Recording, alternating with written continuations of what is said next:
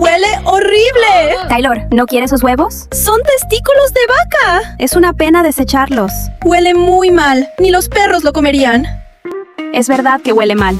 Espera, Mary. A mamá le gusta comer esto. Vamos a recogerlo. ¿En serio? Jeje. Echa whisky y harina. Lávalo bien. Pínchalo.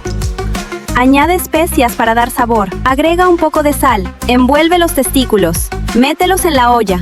Tapa la olla. Córtalo con cuchillo. Saltea a fuego alto. Dale a me gusta.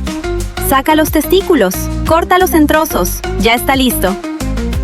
¿Qué hay para comer hoy? Testículos de vaca. No me atrevo a comerlo.